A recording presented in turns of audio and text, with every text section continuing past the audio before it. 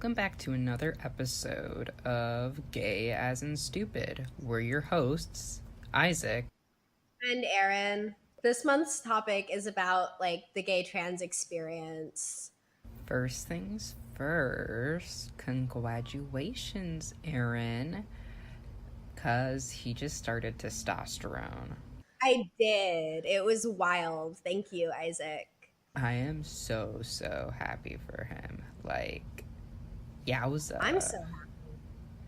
Damn, my boy's a big boy. You'll also notice that we now have an intro song and an outro song. And that's thanks to the sexiest person Isaac. alive, my boyfriend. He's fantastic. Thank you, Alex. So, big thank you to my beautiful boyfriend for that. Now that our little announcements are done, let's get into this month's episode. So, Aaron and I are both gay trans men, as if that wasn't the most painfully obvious thing in the world. Our experiences with being gay and trans differ from our gay cis peers and our straight trans peers because of the way those identities intersect and shape our lives. Well, first we're going to talk about kind of our experience with these identities and how they affect each other and how they shaped us into the people we are today. And then we're also going to take a look into some social and medical history because for gay trans people, that looks different than our peers. And we don't always have the same ease of getting access to hormones. Not that it's easy for any trans person, but we face different struggles and hurdles. And that stuff still happens today. Yeah. And I also think that, just from what I see in my own life and my own experiences, I think that transphobia in the medical world really affects transphobia socially, and it affects internalized transphobia. So yeah. Aaron's right. LOL. We also reached out to a friend of mine and interviewed her on her experiences as a trans lesbian because it's important to highlight their voices as well, because while gay trans men and lesbian trans women have very intertwined struggles, hence we are a community, they still differ. And again, Aaron and I think it's really important that we uplift and highlight their voices when we're discussing these topics. I think it's also important to recognize that, our experiences on our own, between Aaron and I, we're both gay trans men. And while, a lot of our experiences are the same or very similar, they're also quite different. We'll be talking about things and I'll be like, oh, hey, I've actually never felt that way, or it wasn't like that for me. And I think it's just an important note to touch on that these are our experiences, and also,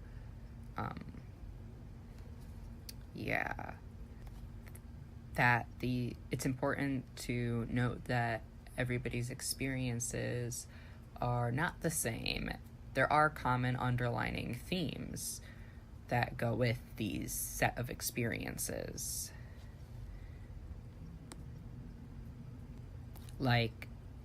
Everything Aaron and I say is not going to account for every gay trans male, but I know for me, being trans and gay was a difficult place for me to be, because when I was younger, I was just I'm more boyish, I'm a lesbian, and that's how I identified for a while. And then when I realized that I was actually a trans man, I stuck with liking women because it's what I knew, it's what I was comfortable with. but even then I still knew I was attracted to men. It was hard for me to deal with, and it sometimes is, even today, still hard to deal with, me being a trans male who also likes men, because I feel guilty about that attraction because of the way straight people fetishize gay relationships. So like, probably from my freshman year of high school to my freshman year of college, I was in this place of never wanting to identify as gay because I wanted to just not feel like I was doing something wrong and all that. That makes sense.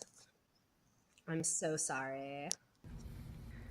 And I know being trans definitely delayed my process of realizing and coming out as gay and being able to live as a gay person as well, because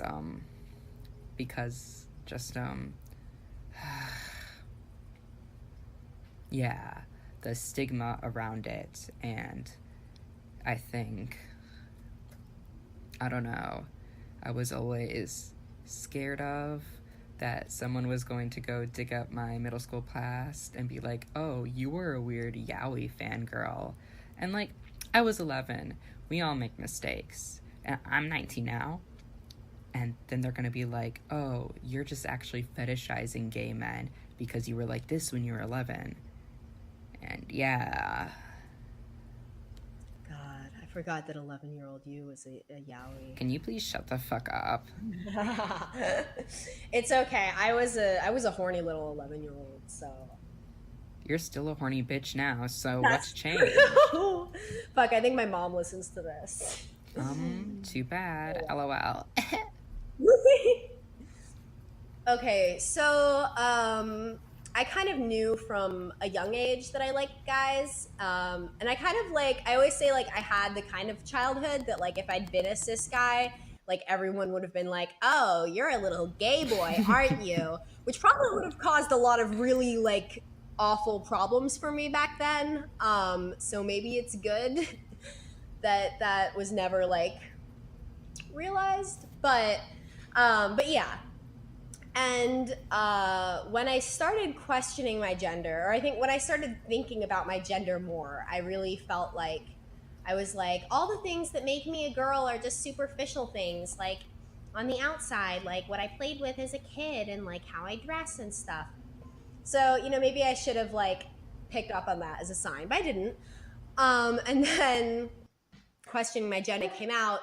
I came out as non-binary specifically because I felt like, you know, like the hobbies that I enjoyed and the things that I liked and the fact that I liked guys meant that like I wasn't fully male and I felt like I couldn't fully be male, especially because a lot of trans guys I saw at the time, you know, knew from a young age that they felt very masculine, and they felt masculine just in a different way that I did. And a lot of them were straight or they were bi, and them liking women was like a thing that helped them connect to their gender. And I didn't have that. So for a long time, I felt like I couldn't really be a guy. And it wasn't until like I started seeing more like effeminate gay guys, I guess, who were cis. I remember like I had the hugest crush on Kurt and Glee. I literally hate you so fucking much. You come into my home and say this shit to me. I'm sorry, okay? I was like 14, okay? You're not fucking valid. I take everything nice that I've ever said back about you. I don't want to do this podcast with you anymore. You fucking Kurt Hummel fucker. Listen, it's true. Yeah, and it was just this like weird thing where I was like, I want to be you, but I also like wanted to suck his dick. So, you know, and then I think a little bit after that, it was a little bit before I met you actually. It was a couple months before I met you. I watched Milk for the first time and I was like, oh my God, this is the most monumental thing I've ever seen. Oh, his mind. Um, but I saw Cleve Jones in that movie, or I saw his actor, you Oh, know, and just like the way that he interacted with people and stuff, and like, you know, like his attitude. And I just like connected with that so much. And I was like, oh my God, that's the kind of man that I want to be. And so ever since then, like that kind of thing has really helped me connect to my gender. And it's been a lot more affirming, you know? yeah. So I really hate when people like assume that I'm straight and stuff, because I just like, I don't know, it just feels like invalidating in a way. Yeah, And yeah. I don't know.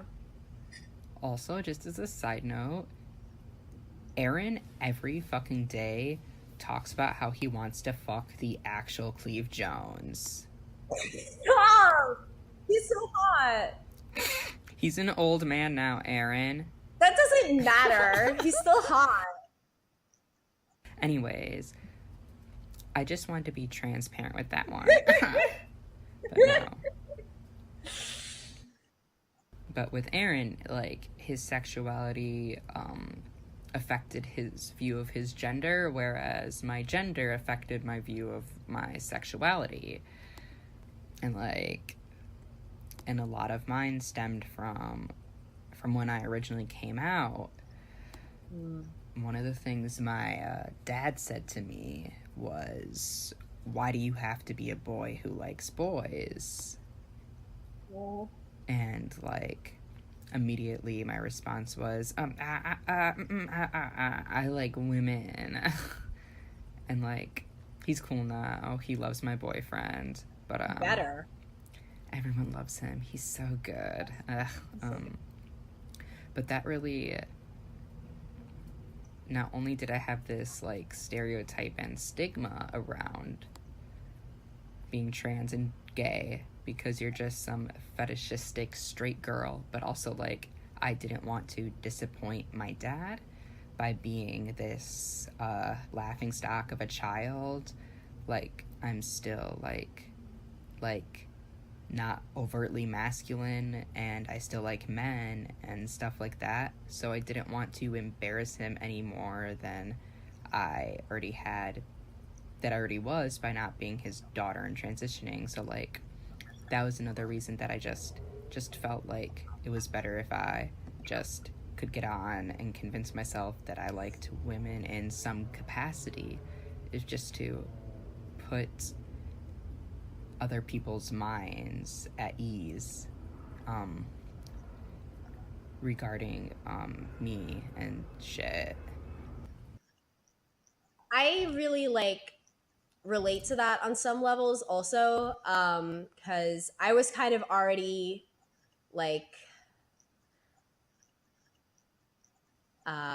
when I like fully came out to my dad. I mean, I'd been trying, but you know, but when it actually happened, I was in a pretty good place with my gender and sexuality, because like I think I met you recently, and I had some little like gay activities going on at the time. That sounds so suspicious and like scandalous. Like, No, I'm just talking about like sending Justin like pictures of my legs. That's it.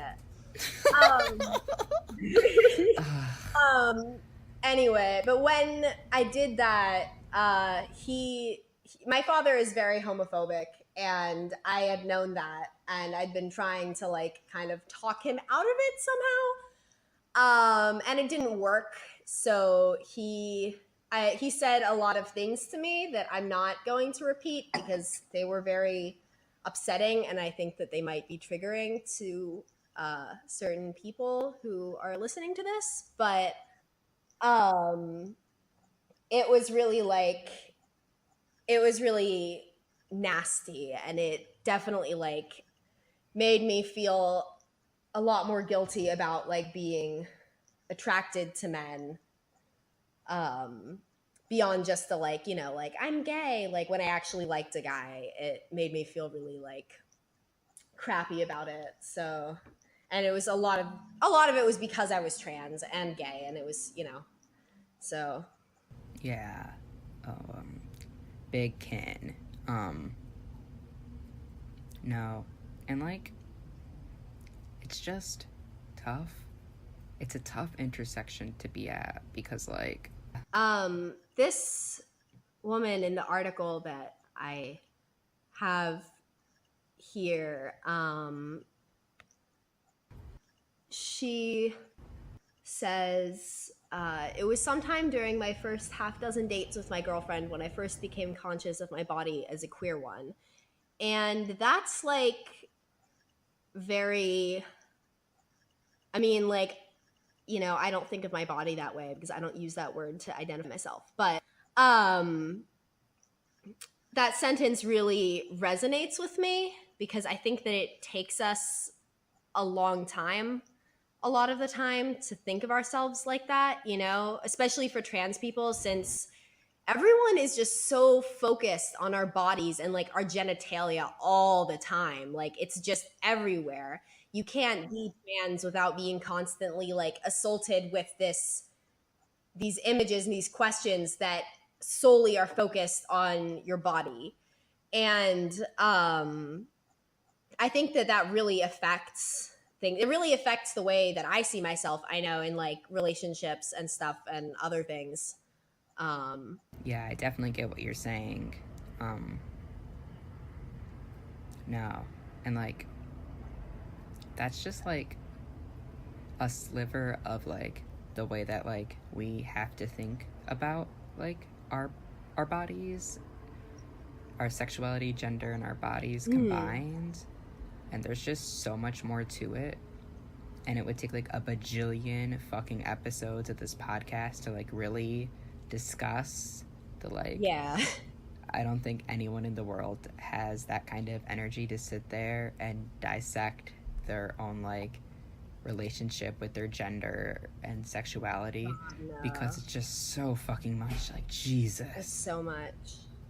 People ask me shit like, what does your gender and sexuality mean to you? And I'll be like, it means I fuck. And that's like, I just say I get that good dick, whip. God, you're so valid. Thank you. I try so hard. I don't like that voice you're making, but Why valid. don't you? Man, I sound like a sexy snake trying to lure you into my pot. Sorry, that was creepy. No. You know when you're like playing the little flute and the snake is like wiggling all sexy out of them? I'm a sexy snake.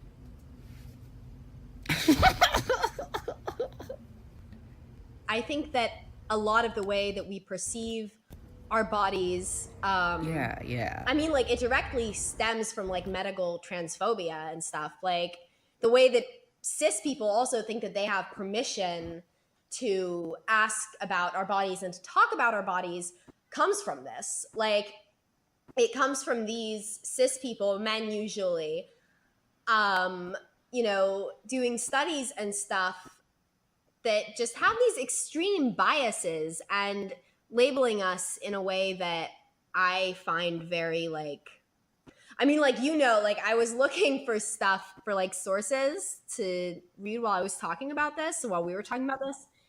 And it's just so like disgusting to look through. But yeah, but when a lot of these people were like defining, like these doctors and stuff were studying trans people, and they were defining like the different types of trans people, and this was trans women, but then they later applied it to trans men as well. I think it was like androphilic and like, what was it, like autogynephilic? That sounds right. Yeah. And which basically, yeah, autogynephilia, which was coined by Ray Blanchard in 1989.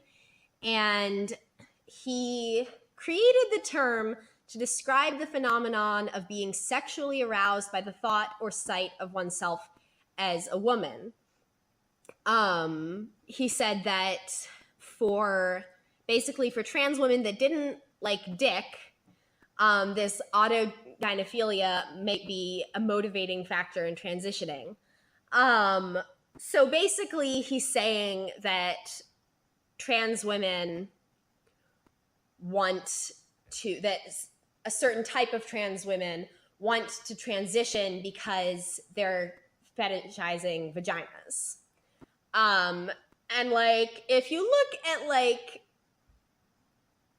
I'd say like about 60, it's more than half. It's at least more than half of like portrayals that you see since then of trans women, you see that reflected in them. Like, even what's her face? Like Kate McKinnon, you know, I hate her. Don't we all? Sorry, but yeah, but she was like in a skit where she portrayed an effeminate man who was trying to steal a woman's vagina because he was fetishizing it, and they were like, he's just like a trans woman. The fuck? That's so fucking gross. Disgusting. It's absolutely vile. And that kind of thing nasty. Is just so prevalent. Like, in transphobia that is, you know, directed towards trans women.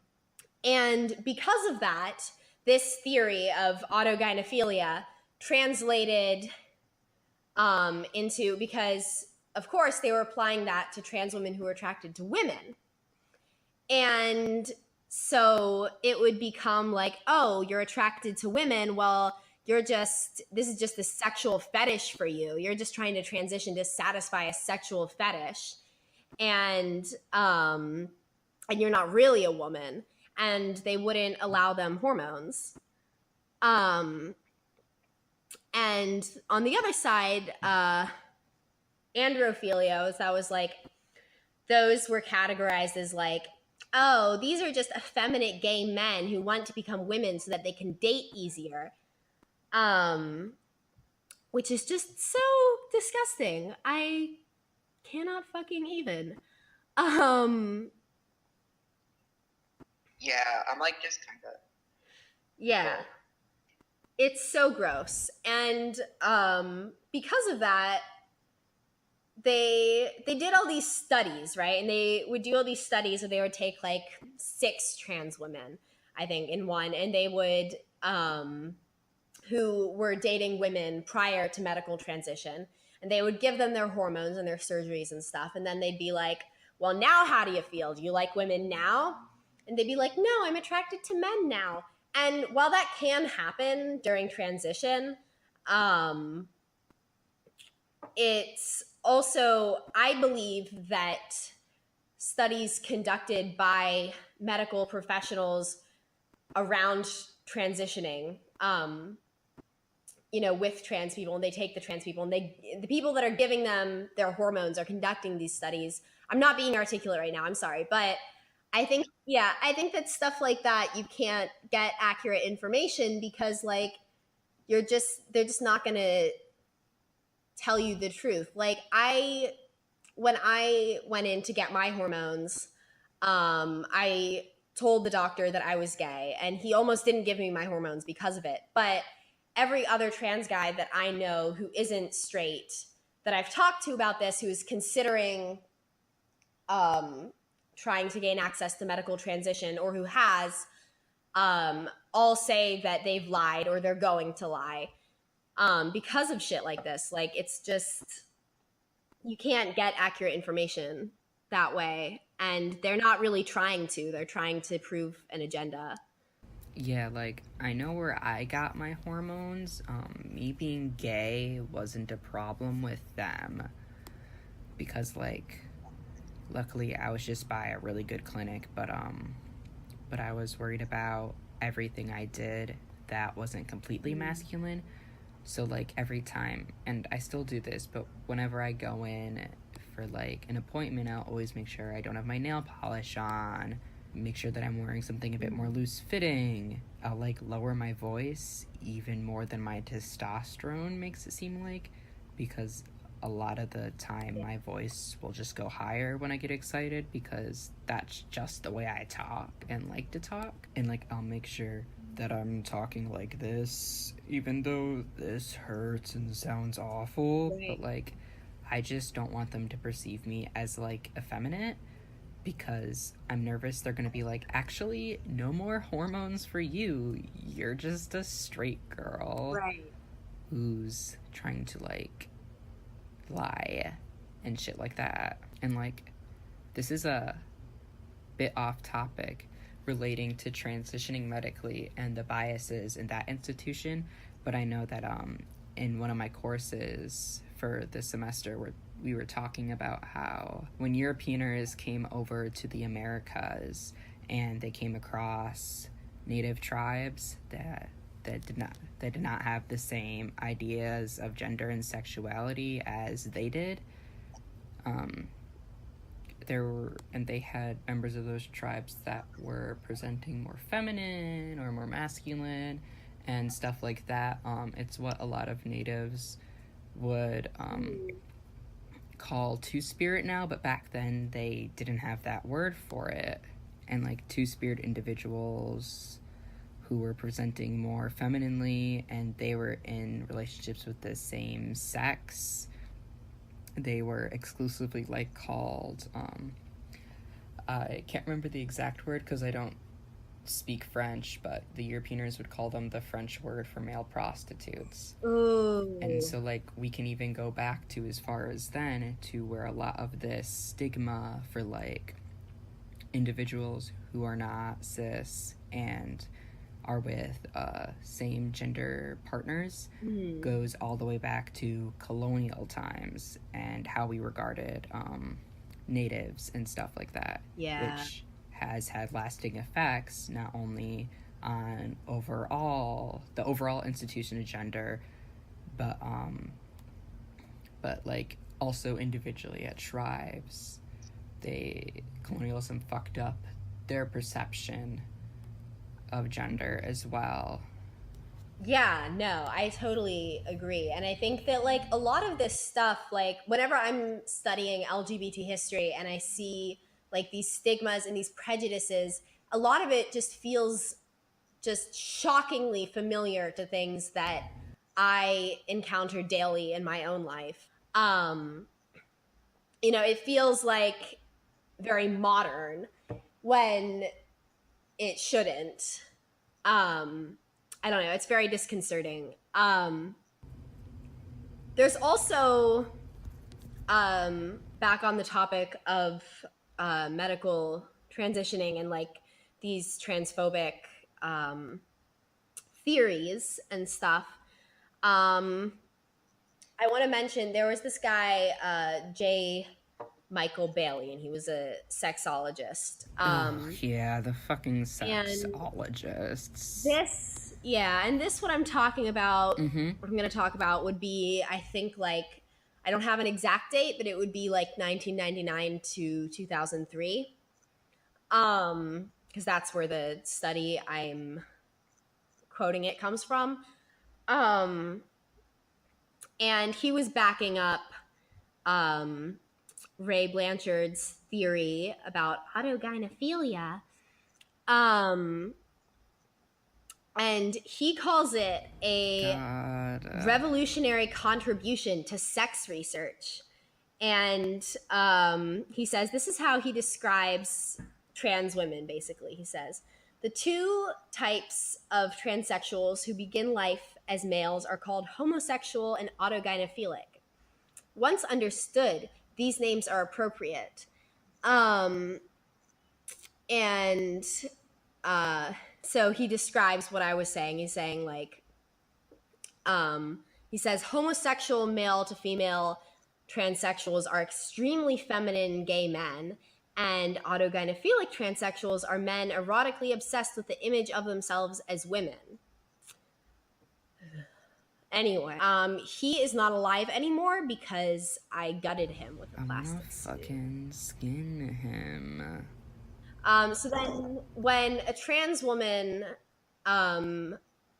contacted him and suggested that he was lacking to mention, the type of trans woman who transitioned because not because she was motivated by sexual drives, but because she felt like a woman inside and that was her gender. Um, he replied, autogynephilia is a comprehensible motivation, and so is homosexual transsexualism, out of natural femininity and the cost benefit analysis that some men will do better on the mating market after SRS, which is blatant transphobia and not backed up on by any research, because like we have a hard as shit time dating. I mean, God. Anyway, but the other alleged category, neither homosexual nor autogynephilic, has never seemed very compelling clinically to me. What a fucking piece like of shit. clinically. And then he says, I'm not rejecting their claims for no reason. There's good scientific research that says you should believe me and not them. This is like a cis man. And he had positive reviews from like Out magazine and stuff. Like everyone was like, yay! Oh, you little transphobe. You're so revolutionary. He's a baseless fucking idiot. So I think you can see clearly how those things he's talking about are applied in transphobic stereotypes of trans women today, and especially transphobic rhetoric that is used against lesbian trans women, like the kind of shit that TERFs are always saying. Yeah, they're also baseless assholes. Which I think is just like disgusting. Although now it makes more sense why all their like sources for their bullshit are from like the 1990s.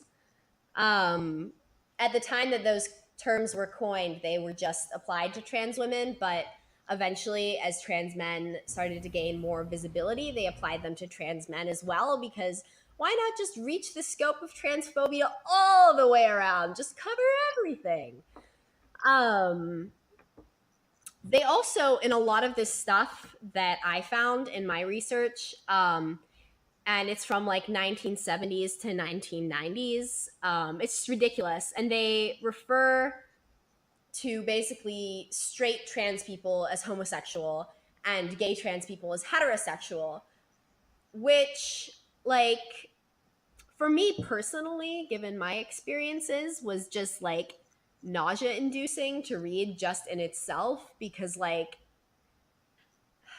I hate that they hide behind these like little medical terms and stuff, but really they just like want to kill us, Like, historically, it's very obviously that transphobia is intertwined with the medical field. And then it's a whole different can of worms with how homophobia is intertwined with the medical institution, and being at the intersection of those two identities and having to interact with the medical like community institution like so much is just so much, and it's just like it's exhausting. Exactly. Yeah, I'm like so scared every time I have to go like see a doctor or be in like a medical environment and stuff. And just every time I have to interact with them, it like makes me so dysphoric for like weeks afterwards. I just feel like crap.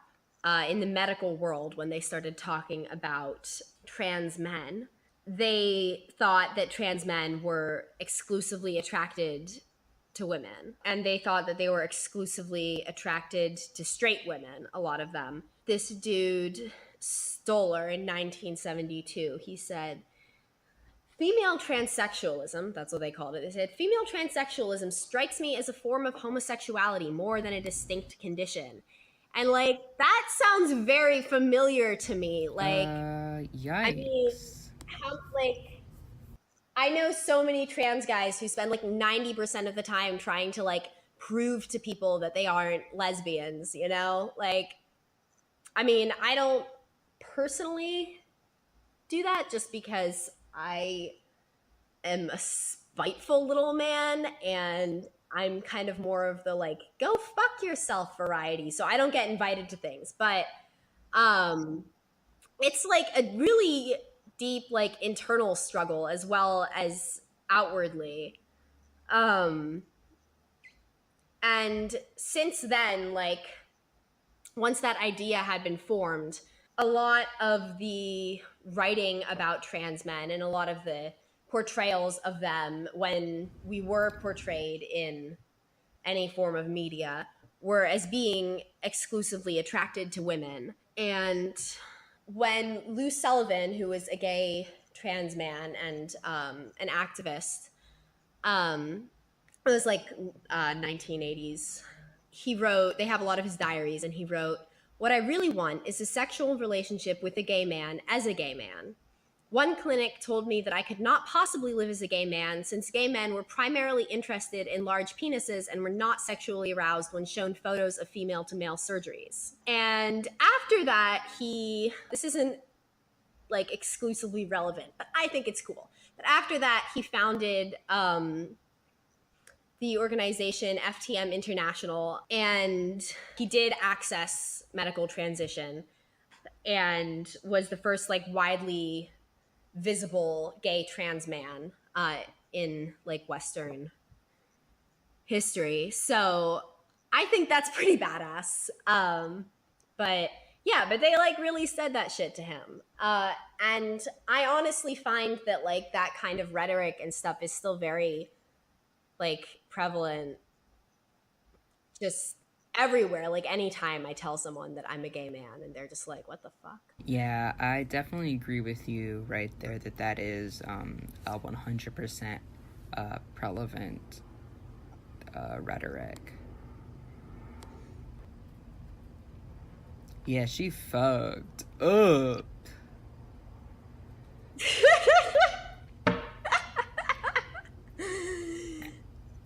So there was this study in 2001 that reported that 65% of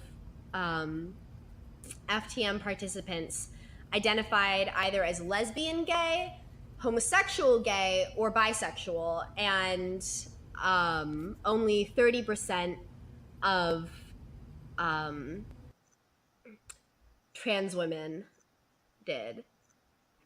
Which again, like I think that studies like that, I think that there is a reason for that showed up in the results, but I don't think that it's because only 30% of trans women like identified as something other than heterosexual. I think it's because it like you just get afraid to answer that kind of thing, and they lead you, like they just lead you into things and into saying things that aren't true and that you don't want to say. And then they like publish stuff like this that I sound like a conspiracy theorist right now. But the thing is, you're fucking right. This isn't a conspiracy, this is fucking fact. Right. They publish stuff like this and are like, these are the facts, but it's not the facts because we're too afraid of losing access to healthcare or not being able to live as ourselves to answer these accurately. Yeah, there's definitely like no genuine accuracy to these like studies and surveys because like the fear of like losing what we barely already have is always there. So like right, yeah, you can't like live freely under that kind of fear, and that means that you can't interact with people freely, and you can't participate in these kinds of things freely. that Oh yeah, also the way that they worded these things, because they called like gay trans men heterosexual because trans, and they called gay trans women heterosexual. So if you're saying like, you know, if you're a trans person and you're saying that you like people of the same gender, you're automatically being misgendered, first of all. And secondly, it's fucking confusing. Like I was reading through all this stuff, and like a lot of it I like couldn't I'm not using as sources because I went to read it and it literally made me like freak out so bad that I couldn't comprehend the information that I was trying to read. Because it was just like so gross. But like look at like the way that they word this, like they say it says 65% of FTM participants identified either as lesbian gay, homosexual gay, or bisexual. So like it becomes confusing when you're asked like are you heterosexual or homosexual by like a medical professional. Like how would you respond to that as a gay trans person? You know, like you don't necessarily know what they mean when they're asking you. And then you also have people like Leslie Feinberg, who decided that she was transgender on the same like level as like a trans man. Like she decided that she was a trans man, but still exclusively referred to herself as a woman, said that she felt like a woman, was a butch lesbian, and liked she, her pronouns. So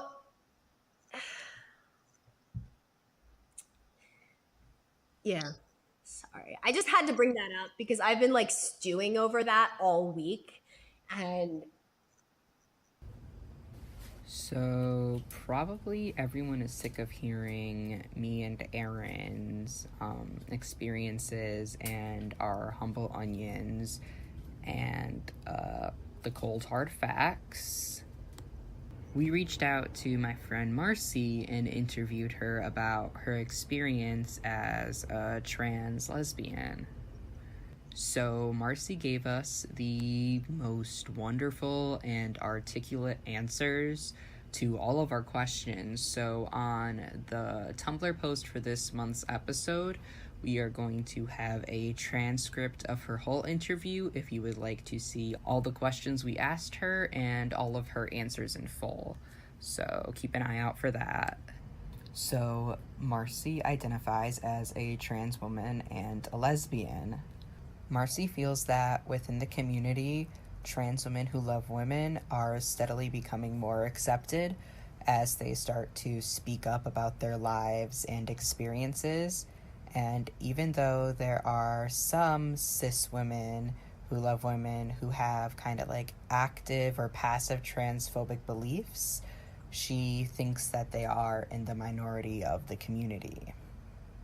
For her gender presentation is super important. She's butch, and she thinks that her experience with womanhood and femininity is interesting. She doesn't really have a traditional approach to it, and she finds it very empowering, especially because she is a trans woman, and she doesn't want to have to force herself into a role that she's not comfortable filling or to appeal to what society expects of her. She likes to wear suits and vests, keep her hair short, and she's never touched makeup, and she loves herself just that way.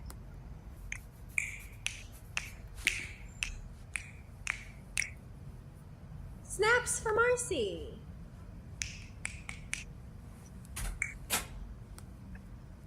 Marcy also said that her gender and sexuality are also very important to her, and the intersection of both is a big part of her life. And understanding that intersection has answered a lot of questions she's had growing up. Figuring out that she wasn't just trans, but also a lesbian helped her figure out why the past 8 to 10 years of her romantic endeavors failed. It affects the way she experiences relationships, the way she interacts with people, the way she loves, are all impacted by her gender and sexuality. And she doesn't think that the importance of either can be fully understood. We asked her if her gender presentation as butch made people more prone to invalidate her identity. And she responded by saying, "Pardon my language, but of fucking course." Cis people and transphobes will find any reason to invalidate someone's gender. And the second they find a trans woman who's also a lesbian and isn't presenting as a perfectly feminine stereotype, all bets are off. Until I have like B-cup tits and a soft face, I'm essentially a straight guy in most people's faces. Which, like, who cares at this point? Straight people have never understood butch womanhood. I don't expect them to recognize a trans butch when they see one. Go off! God. What a legend. Her experience with coming out, with being both gay and trans, has been a multi-step process. She found herself coming out as a lot of different identities, like a bi-cis man, or a gender, or a bi-trans woman, until she finally was able to recently figure out that she was a trans lesbian. She does, like a lot of other trans people, find herself feeling guilty about her attraction to women. She said she has this voice in her head, like once a week, that's telling her that she's just some creepy straight guy preying on lesbians. She knows this isn't true. It's just self-doubt and internalized transphobia and repeated TERF rhetoric echoing. But it's hard not to think like that, especially when she has to hear it so often. The last thing she wanted to add about her experience being a gay trans person was, it hasn't been until recently that I've truly felt comfortable around cis lesbians. Most of my relationships in the last few years have been with other trans girls. There's a variety of reasons for this, and every woman's experiences are her own. For a long time, I was just afraid that cis lesbians wouldn't recognize her as a woman. That's like, it's really sad that like people in our community have to feel that way. Like, I know it definitely like resonates with me. I don't think that I have any like close friends that are cis gay guys, or friends that I like talk to regularly who are. Yeah, no. It's definitely a fear a lot of trans people have, whether they are straight or gay, but it's especially like a problem for gay trans people, because there just seems to be a much bigger focus on their bodies in those spaces where they are gay. Yeah. Yeah, I know also when she's talking about like her experiences with gender expression and stuff as a butch lesbian, when I was first reading that, when you sent it to me, that really resonated with me, even though obviously I'm on like the opposite side of that. Because I think that like for a lot of people, myself included, gender expression and how we perceive our masculinity or femininity is very affected by our sexuality. And like, I know that like when I'm thinking about how I want people to see me, I want them to see me as a gay man. And that is one of the reasons why I almost wasn't allowed access to hormones, because I said that to them and they were like, well, you're not really a man then. You're not really masculine. Like, you don't really want this. And the way that I dress and everything is influenced by that, the way that I talk. And I've seen lots of other trans people talking about that. Mostly the people that I've seen are butch trans lesbians talking about it. But also a few guys like me.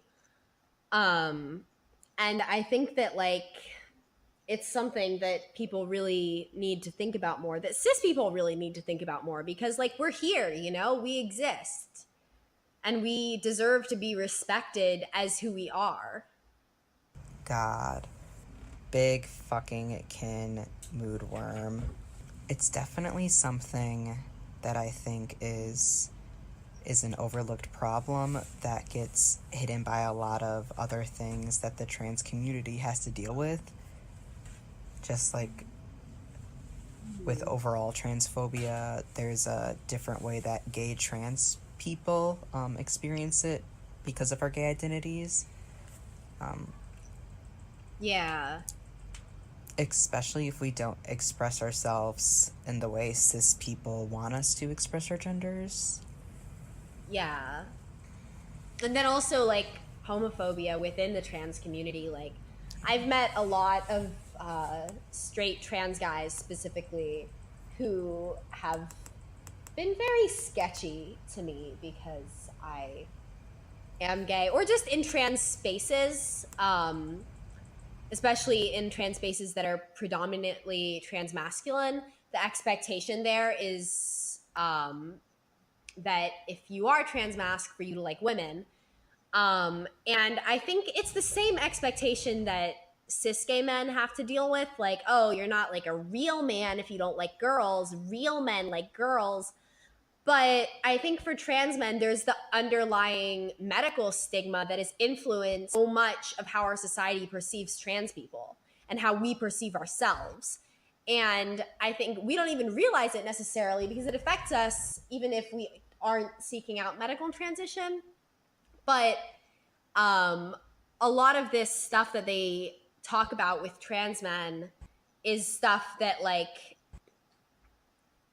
really is pervasive in our society. And I think the expectation is very, very, very strong. And if you don't like women at all, they are very weirded out.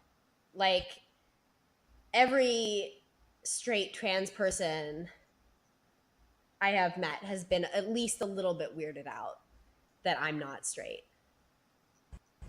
Yeah, I've definitely ran into some people who are like that as well, and like, yeah, but that was just a little I guess glance into the experience of gay trans people. There's obviously so much more that goes into it, and so much more we could talk about within this topic, but yeah. I just want to say that if there are any, gay trans people listening to this, which I'm sure there are because of the circles that we both run in, I guess I just want to say that you all deserve to love yourselves and to respect yourselves, even if it feels like no one else around you at the moment is. And that, you'll find spaces where people do. And right now, in the spaces where people don't, it's okay for you to stand up for yourself. And you, you deserve to ask for that respect, Yeah, you honestly just took every thought from inside of my brain and said it out loud. Yeah. We hope you enjoyed this month's episode of Gay as in Stupid. Another huge thank you to my boyfriend for our intro and outro song, and a huge thanks to Marcy. And just as a reminder, her full interview and links to her social media will be in the Tumblr post for this episode. Hell yeah. You can find us on Tumblr at Gay as in Stupid Podcast, and on Twitter as Gay as in Stupid. You can also listen to our episodes on iTunes, YouTube, or SoundCloud at Gay as in Stupid Podcast. There'll be links in our Tumblr post. Another thing you can look forward to in the post are mine and Aaron's monthly LGBT Recs, where we recommend different media that we think is really good representation, that isn't like... It's representation that respects you. Yes, exactly what Aaron said. But yeah, catch you guys next month. Woo! Bye. Bye. Love you all. Yeet. Aw. Oh my god. That's a wrap. A woo. Stop! I hate you!